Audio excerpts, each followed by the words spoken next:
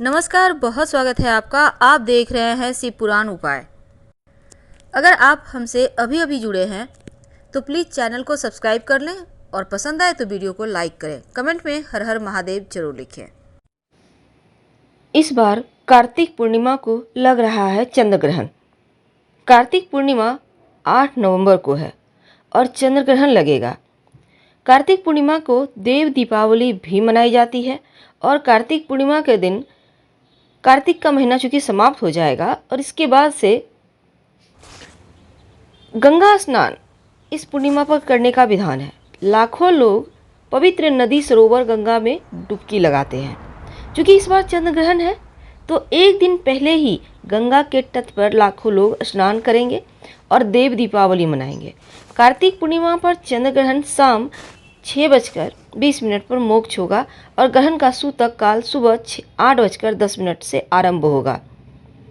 तो साल 2022 का दूसरा चंद्र ग्रहण भारत में दिखाई देगा और यह भारत के समय के अनुसार 8 नवंबर को दोपहर 1:32 से शाम 7:27 तक रहेगा।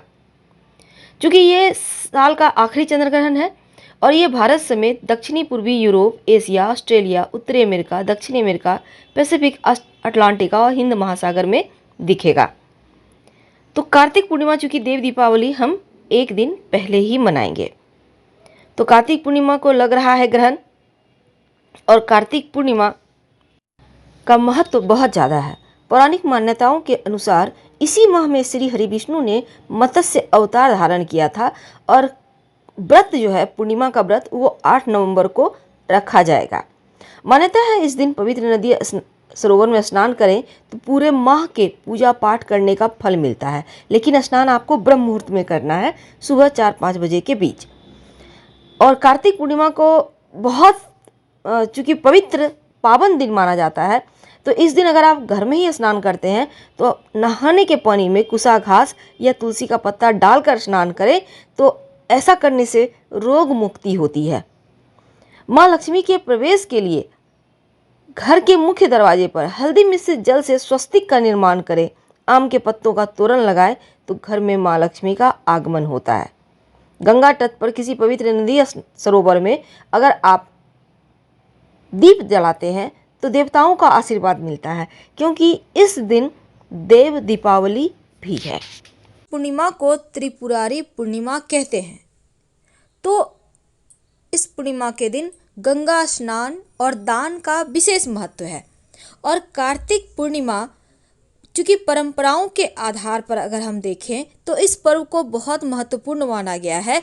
हालांकि आंशिक चंद्र ग्रहण पूर्वोत्तर भारत में रहेगा, लेकिन उपछाया होने से कोई सूतक मान्य नहीं होगा। तो इस दिन पूजा पाठ पर कोई पाबंदी नहीं रहेगी।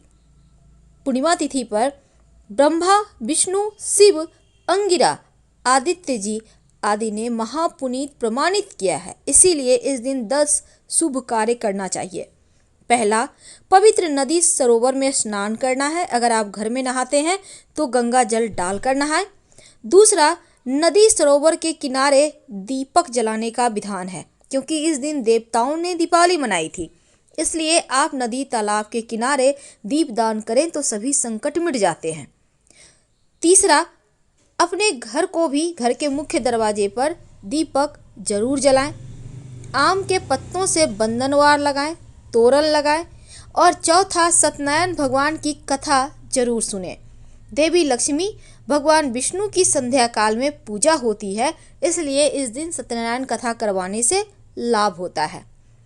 पांचवा, अन्न वस्त्र का दान इस दिन जरूर करना चाहिए। 10 यज्ञों के समान फल की प्राप्ति होती है और इस दिन दान करना बहुत महत्वपूर्ण है। छठा, 6 कृतिकाओं की भी पूजा इस दिन की जाती है। पूर्णिमा को चंद्रोदय के समय शिवा, संभूति, प्रीति, संतति, अनसुया, क्षमा समेत 6 तपस्विनी कृतिकाओं की पूजा करें, क्योंकि ये स्वामी कार्तिकेय की माता हैं और उनका धूप दीप नैवेद्य से पूजन करें तो शौर्य बल धैर्य बढ़ता है, धन वृद्धि होती है। सातवां, इस दिन आप भगवान शिव के त्रिपुरारी स्वरूप की पूजा करें। भगवान श्री कृष्ण, देवी लक्ष्मी माँ तुलसी की विशेष पूजा होती है। जब आप शिव जी की पूजा कीजिएगा तो शिवलिंग पर कच्चा दूध, शहद, गंगा जल, दही से उनका अभिषेक करें और संध्या को त्रिपुरोत्सव पर कीटा यानी पतंगा, यहाँ पर इन चीज़ों को अगर हम छोड़ दें तो इस दिन तुलसी पूजा विशेष होती है।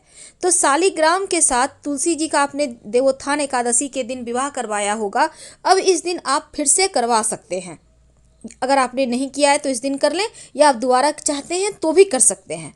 इस दिन तुलसी जरूर का दल जरूर खाना चाहिए और तुलसी की सेवा भी करनी चाहिए। गंगा पूजा, विष्णु पूजा, लक्ष्मी पूजा, यज्ञ हवन, इन सभी कर्मों का इस पूर्णिमा पर विशेष महत्व है।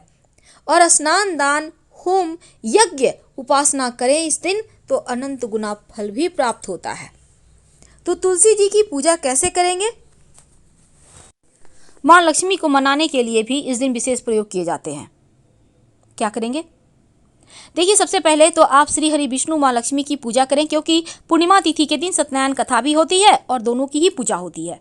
जब आप उनकी पूजा करेंगे तो पीले पुष्प, पंचामृत और तुलसी का दल, ये तो आपको अर्पित करना अनिवार्य है। और एक सिक्का जरूर अर्पित करना चाहिए श्री हरि की पूजा में, क्योंकि लौंग का प्रयोग से क्या होता है, जीवन की जो भी आपकी मनोकामनाएं हैं, अधूरी इच्छाएं हैं, वो पूरी करता है। अगर कोई विघ्न बाधाएं हैं तो उसको समाप्त करता है, क्योंकि लौंग एक तांत्रिक प्रयोग भी है और जीवन की खुशियों को बढ़ाने वाली वस्तु भी है।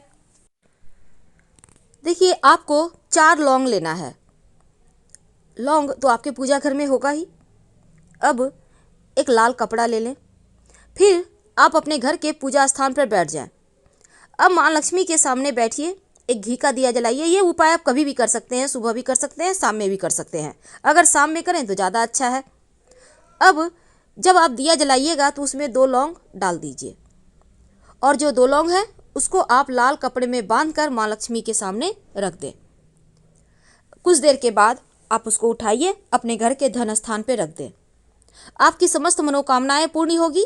अगर कर्जों से समस्या है तो कर्जों से मुक्ति मिलेगी, और जीवन में जो धन की मुश्किलें हैं वो तो समाप्त होगी ही। और दीपक के पास जो लौंग जल जाए, जब बाती शांत हो जाए, दीपक शांत हो जाए, तब बाद में उठाकर कहीं मिट्टी में दबा दीजिएगा, कहीं भी घर में या घर के बाहर, कोई दिक्कत नहीं है। और ये दीपक अगर मिट्टी का हो तो और अच्छा, नहीं तो फिर किसी धातु का भी दीपक आप जला सकते हैं। लेकिन हाँ, जब ये उपाय कीजिएगा तो किसी से बातचीत करना, किसी से चर्चा करना, ये आपके लिए सही नहीं रहेगा। इसलिए ये उपाय शांत बैठकर कीजिए। आप यकीन मानिए, आपके जीवन की कठिन से कठिन परेशानियों से आप बहुत आसानी से निकल आएंगे। तो ये दीपक का उपाय आपको इस पूर्णिमा के दिन करना ही करना है। दूसरी बात, कभी कभी क्या होता है, जीवन में बहुत धन की कमी महसूस होती है, बाहर नहीं निकल पाते हैं। ऐसे में क्या करेंगे? तब देखिए, एक पहली बात ये जान लें कि चूंकि पूर्णिमा है तो आप चाहें तो इस दिन उपवास रख सकते हैं, आपका चंद्रमा बेहतर होगा। और अग्निष्टोक जो यज्ञ होता है उसके समान फल मिलता है। अगर इस दिन आप यज्ञ रखते हैं, करते हैं, तो सूर्यलोक की प्राप्ति होती है। और कार्तिकी पूर्णिमा से शुरू होकर हर पूर्णिमा की रात्रि में आप व्रत रख सकते हैं, मनोरथ पूर्ण होंगे। लेकिन जब तुलसी जी की आप पूजा करेंगे तब 1 लोटा जल में 1 चम्मच दूध, थोड़ी सी मिश्री, 1 चुटकी चावल, 1 चुटकी हल्दी डालकर ही अर्पित करें। और फिर तुलसी जी को आप लाल वस्त्र या लाल कलावा अर्पित करें तो आपकी सभी मनोरथ पूर्ण होगी। तो इस दिन जब आप तुलसी जी की पूजा करेंगे तो एक दीपक शाम में जरूर जलाना है, और ये दीपक घी का होगा, लाल धागे की बाती होगी और दीपक में 1 लौंग होगा। तो माँ लक्ष्मी की पूजा करना, दान करना, यज्ञ करना इस दिन अनंत गुना फल देता है। और इस दिन ब्रह्मचर्य का पालन करना चाहिए, क्योंकि इंद्रियों को संयम रखकर ब्रह्मचर्य का पालन अति आवश्यक है। ऐसा नहीं करने पर अशुभ फल मिलता है। इसलिए आप संयम से बातें करें, कम बोलें, किसी की निंदा या झगड़े लड़ाई ना करें, मन पर संयम रखें और खाने के प्रति आसक्ति भाव ना रखें। ना अधिक सोएं, ना अधिक जागें, तो इससे का पुण्य फल प्राप्त होगा। तो इस दिन पीपल के नीचे शाम के समय 1 दीपक जरूर जलाएं, क्योंकि माँ लक्ष्मी पीपल के पेड़ के नीचे ही निवास करती हैं। अब इस पूर्णिमा के दिन शाम के समय पीपल के नीचे 1 सरसों के तेल का दीपक जरूर जलाइए। इस दीपक में एक चुटकी काला तिल डाल दीजिएगा। जीवन की समस्त परेशानियां समाप्त होगी, क्योंकि पूर्णिमा तिथि पर भगवान श्री हरि विष्णु और माँ लक्ष्मी पीपल के पेड़ पर निवास करते हैं। लेकिन अंधेरा होने के बाद पीपल के पेड़ के नीचे मत जाइएगा और ना ही छूइएगा। शाम में ही यह प्रयोग कर लें तो उत्तम होगा। अब देखिए, चूंकि भगवान श्री हरि विष्णु इस दिन मत्स्य अवतार भी लिए थे, इसलिए उनकी भी इस दिन विशेष पूजा होगी। और तुलसी जी को मनाइए। हम आपसे विदा लेंगे। हर हर महादेव। धन्यवाद।